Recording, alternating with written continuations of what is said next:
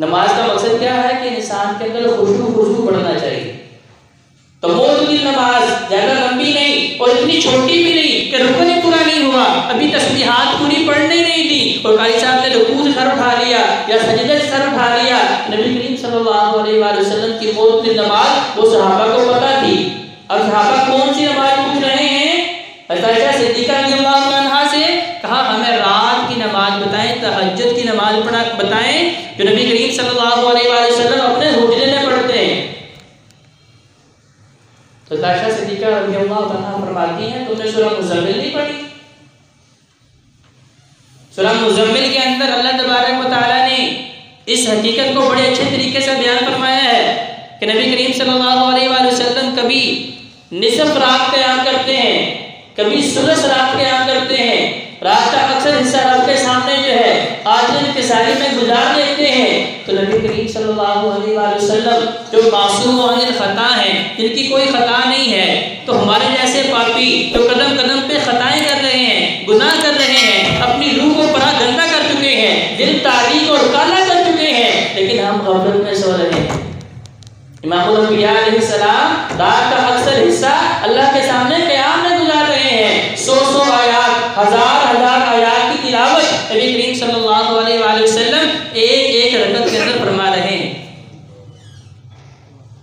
نبی علیہ السلام نے فرمایا لوگوں اگر رات کی اس گھڑی میں، رات کے اس پچھلے پہر میں تتجافا جنوبهم عن المضاجع يدعون ربهم خوفا وطمعا، جب لوگ نیند کے مزے لوٹ رہے ہیں، بڑی بڑی خوابیں دیکھ رہے ہیں، نرم گرم بستر میں لیٹے ہوئے ہیں، اگر رات کی اس گھڑی میں جب اللہ تبارک و تعالیٰ آسمان دنیا پہ آئے ہوئے ہیں اور بندے کو پکار رہے ہیں تو کوئی بھوکا ہے اپنی بھوک کا سوال میرے سامنے رکھ لے، کوئی پیاسا ہے اپنی پیاس کا سوال میرے سامنے رکھ لے، کوئی بیمار ہے مجھ سے شفا مانگ لے، کوئی مقروض ہے اپنے معاملات مجھ سے حل کروا لے. اللہ پکار رہا ہے لیکن کتنے افسوس کی بات کہ مانگنے والا جو ہے وہ سو رہا ہے.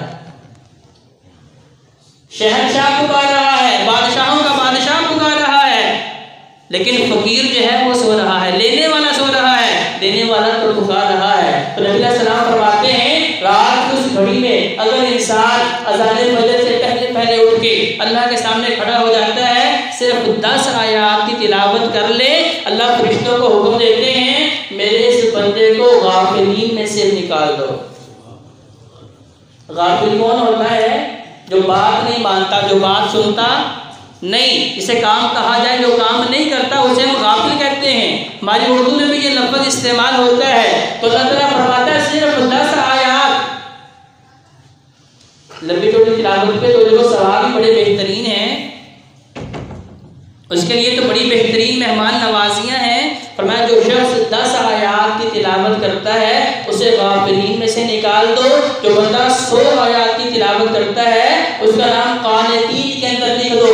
یہ میرے عبادت گزار بندوں میں اس کا نام اب شامل ہو گیا ہے. مقنطرین، جو بندہ 1000 آیات کی تلاوت اذان فجر سے پہلے کرتا ہے، قیام اللیل کے اندر کرتا ہے، فرمایا اس کا نام خزانے والوں میں لکھ دو.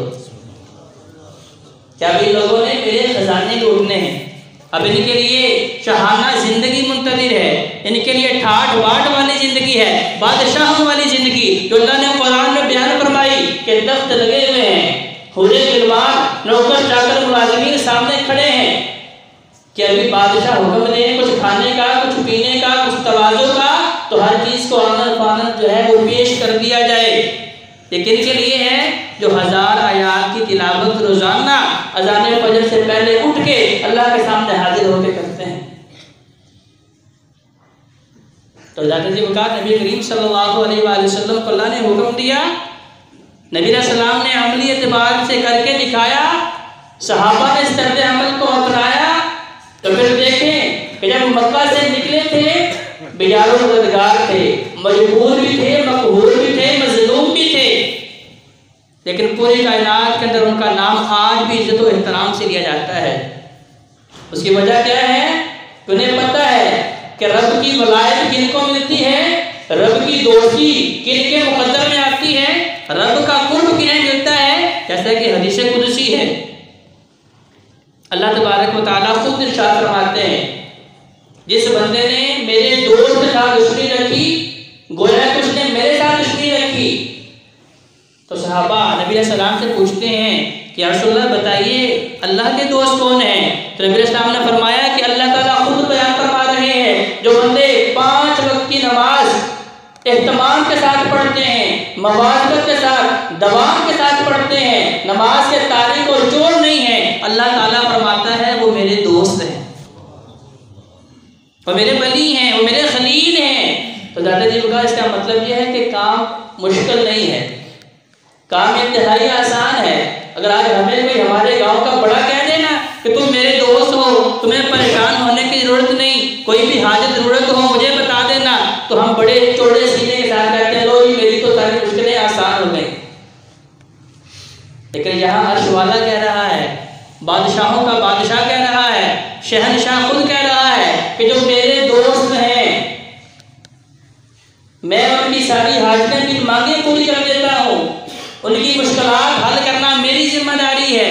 اب اللہ کے دوست کون ہیں؟ جو 5 وقت کی نماز پڑھتے ہیں، اور اس سے بھی زیادہ بہترین لوگ کون ہیں؟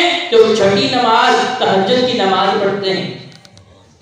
نبی کریم صلی اللہ علیہ وآلہ وسلم کی نماز کے متعلق صحابہ نے پوچھا تو عائشہ صدیقہ رضی اللہ عنہا فرماتی ہیں کہ میرے پاس الفاظ ہی نہیں ہیں کہ میں کن الفاظ میں نبی کریم صلی اللہ علیہ وآلہ وسلم کے بیان کو بیان فرماؤں. کہ علیہ السلام 100 آیات سے لے کے 1000 آیات تک ایک ایک رکعت کے اندر تلاوت کرتے ہیں، اور تلاوت بھی ہماری طرح نہیں کہ بس یعلمون تعلمون سمجھ کچھ نہیں آ رہا. عائشہ فرماتی ہیں اتنا بہترین اتنا خوبصورت قرآن پڑھتے ہیں، اگر میں ایک ایک لفظ جو ہے گننا شروع کر دوں، گننا چاہوں میں گر بھی سکتی تھی، سمجھنا چاہوں سمجھ بھی سکتی تھی، لیکن نبی کریم صلی اللہ علیہ وآلہ وسلم کے الفاظ جو ہیں ویسے اثر انداز ہوتے تھے کہ فوراً دل کے اوپر اثر انداز ہوا کرتے تھے. ایسی تلاوت اللہ نے یہ بھی فرمایا نا کہ بھئی قرآن کو بڑے خوبصورت انداز میں پڑھیں. جو کہا جاتا ہے جب اللہ نے اس قرآن کے اندر یہ خیر و برکت اور یہ تاثیر رکھی ہے، یہ دلوں کا زنگ اتار دیتا ہے. اگر انسان خوبصورت طریقے سے اسے پڑھتا ہے اور سمجھنے کی کوشش کرتا ہے تو یقینی طور پر دلوں کے زنگ اتر جاتے ہیں، دلوں کی تاریکی ختم ہو جاتی ہے. تو اللہ تبارک و تعالیٰ نے سورۃ المزمل میں سب سے پہلی آیت میں اپنے نبی کے ساتھ لاڈ پیار کیا، کملی والا کہا، اور اس سے آگے نبی کریم صلی اللہ علیہ وآلہ وسلم کو بہترین چیز کا حکم دیا کہ آپ نے رات کا اکثر حصہ جو ہے ہمارے سامنے قیام میں گزارنا ہے.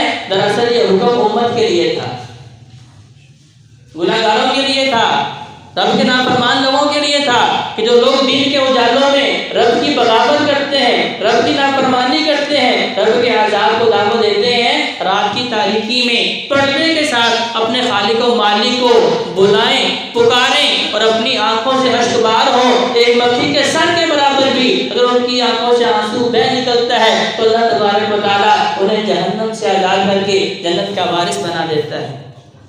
آئیے رب کے حضور دعا کریں کہ اللہ ہمیں بھی اس گھڑی میں اپنے سامنے جھکنے والا بنا دے، ہمیں بھی جھکنے کی توفیق عطا فرما دے. اقول قولی ھذا استغفر اللہ لی ولکم ولسائر المسلمین والمسلمات.